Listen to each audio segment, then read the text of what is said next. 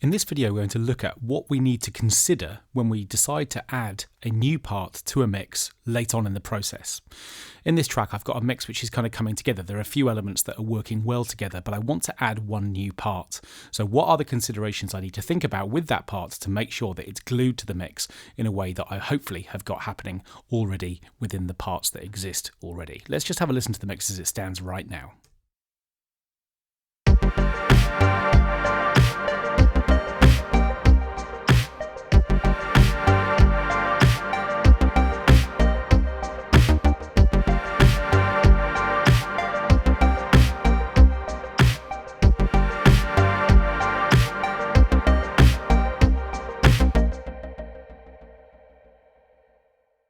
Okay, so I've got this pad waves part at the top, I've got an ARP, I've got a bass line, and I've got some beats. And the interesting thing about the beats is that they're providing a lot of weight at the bottom end and in the mid-range, but not too much at the top.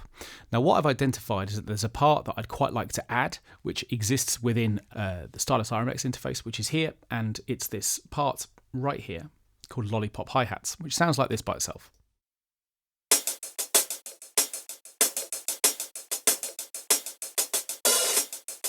So it's got a kind of nice dusty quality which feels like it's working or has the potential to work well with this collection of instruments that I've got already. So I'm just going to drag it into this project. I don't want to import its tempo. I want it to instead work to the tempo that I'm working at, and I'm going to just repeat that so it plays for both parts of the mix. Okay, we can close this interface down, and what I'm going to do is just press play. Now obviously I've done nothing to this part apart from import it, so its volume's going to be wrong. In fact, everything about it apart from the pattern itself isn't in any way integrated into the mix yet.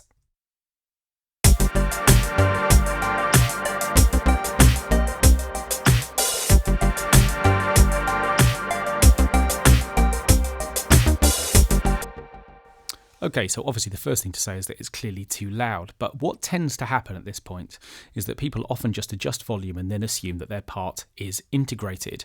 And actually, the care and attention that's gone into the other bits of the mix, I think, just warrant a little bit more consideration than that. So for a moment, what I'm going to do is to mute this, and we're going to have a little bit of a look at some of the things that are working well in the existing mix, which we might want to bear in mind when we think about sort of bearing or balancing these hi-hats against everything else.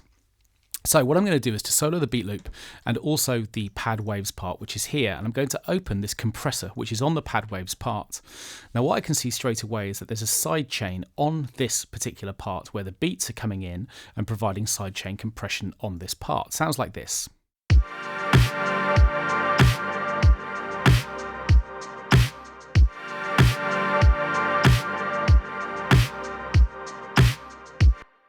And actually exactly the same thing is happening on the ARP as well. If we open its compressor, we'll see a very similar thing is taking place, where both of these sounds have got sidechain compression.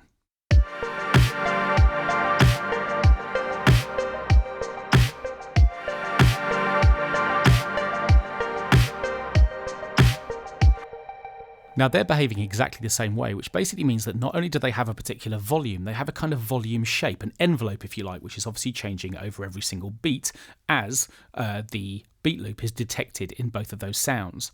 So not only are they the volume I want them to be, they've got this shape which we need to keep in mind, I think, a little bit for the hi-hats. So what I'm going to do is to come out of solo mode, I'm going to come back down to the hi-hats, and the first thing I'm going to do is to put a compressor on them as well. And by doing so, what I have a chance to do is to mimic that same behavior. I'm going to come to the sidechain input. I'm going to go and select the audio track, which is here, which is providing that envelope shape.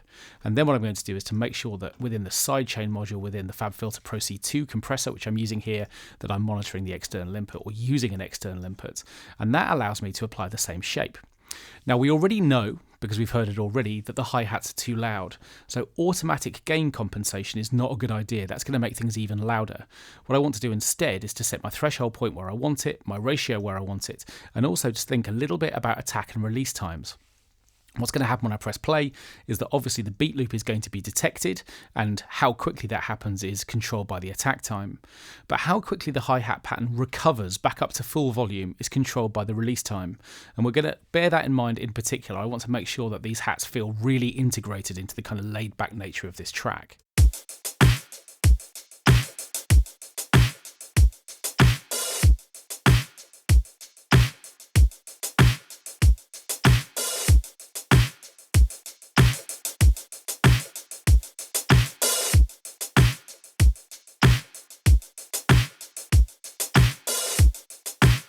So I like a release time around here. You can actually see that the track doesn't have a time, or the hi-hat pattern doesn't have a chance to recover all the way back up to full volume before it gets hit by that compressor again.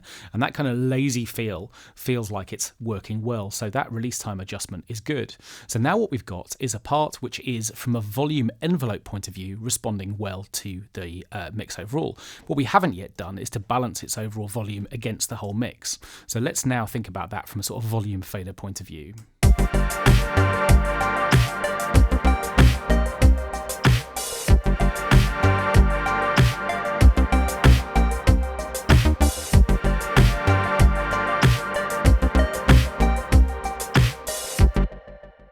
Now, of course, there's no fixed answer to this question. It's always going to be personal taste, volume, but something like that feels like it's integrating a little bit better.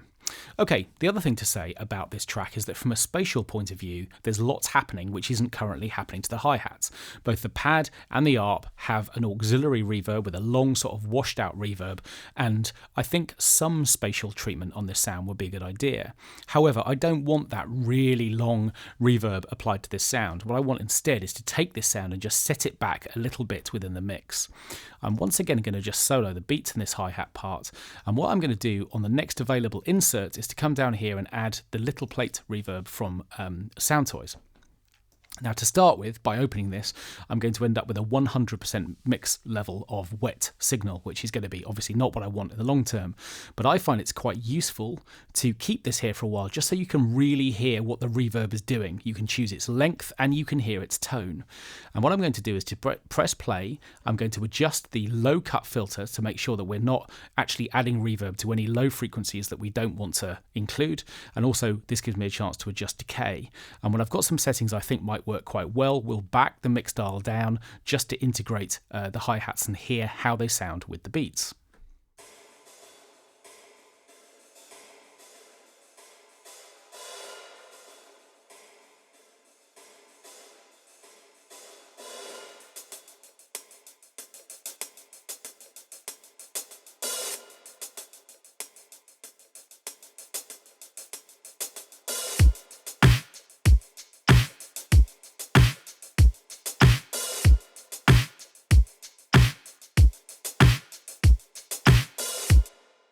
Now, because part of the signal is now allocated to reverb, which is obviously much quieter than the dry source sound, it could be the case that we need to just turn these back up a little bit to compensate for the fact that they've lost some volume. Let's hear them in the track now that we've got our new reverb assignment.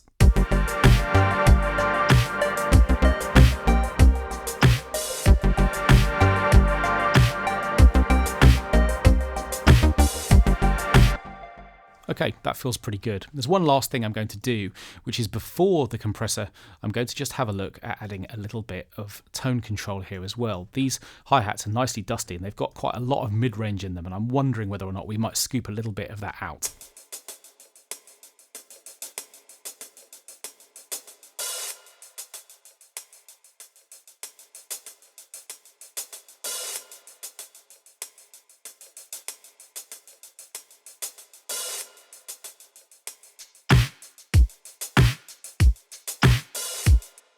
So what I've done there is to use a low cut filter only at 6 dB per octave, so it's not doing very much, but it's just getting rid of any low frequency content we don't need from the sort of mids downwards, around 650 hertz or so. So what we've done here is to look at 4 separate things. Lastly there, we've looked at tone. We've also looked at how to set a sound back in the mix with an insert reverb, just by setting a balance between its sort of dry, wet dial, but not using reverbs that are already established within the mix. And then we've looked at 2 elements with regards to volume. Obviously the overall volume level using the fader, but also thinking about the kind of volume envelope of the way that the kind of rhythm pattern is working within a mix like this, and by including a sidechain compressor on the sound so that it's behaving the same way as other elements in the mix, we get a final mix that sounds like this.